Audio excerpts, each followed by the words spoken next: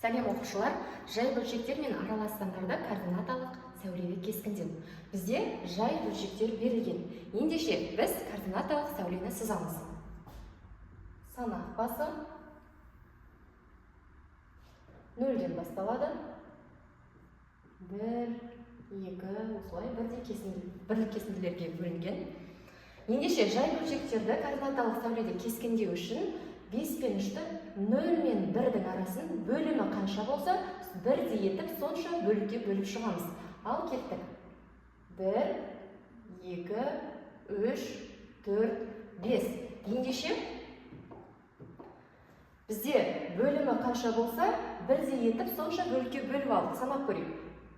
1 қадам, 2 қадам, 3 қадам, 4 қадам, 5 қадам болып тұр. Ал енді бізге керекті нүкте ол алымында тұр. Яғни мен неше рет қадам жасаймын? 3 рет қадам жасаймын. 1, 2, 3 қадам жасаймын, нүктесін қоямын. Бұл нүктені А нүктесі деп белгілеймін. Ендеше А нүктесінің координатасын А 5-тен 3 деп белгілейді екенмін. 5-тен 3.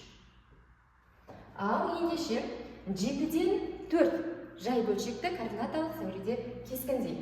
Координаталық сәулесін сызайын. Бас нүктесі бар.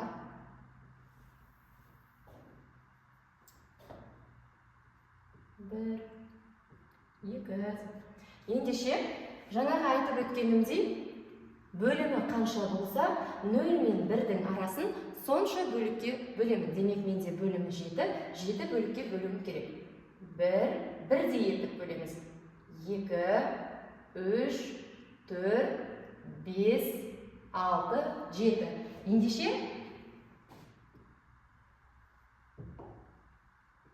міне, бірдей 7 бөлікке бөлдік. 1, 2, 3, 4, 5, 6, 7. 7-ден 4 нүктесі алымы қанша болса, сонша қадам жасаймыз. Яғни сол бөлікті аламыз. 1, 2, 3, 4 нүктесін қояйын.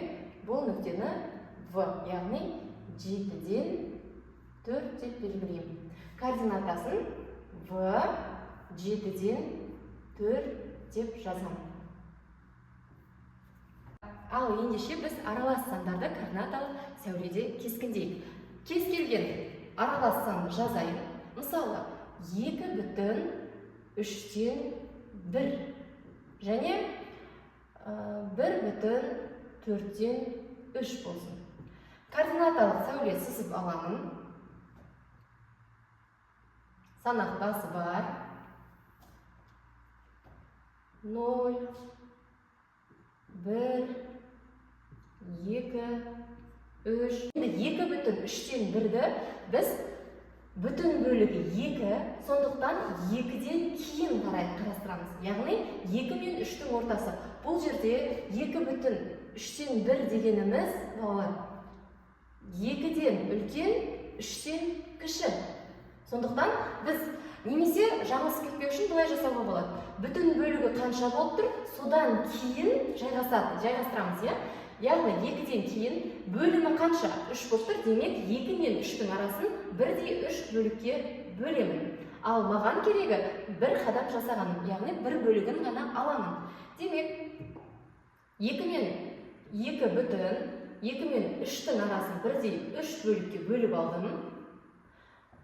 Және оның бір бөлігі маған қажет. Алымы қанша болса, бір рет ғана сонша аттаймыз.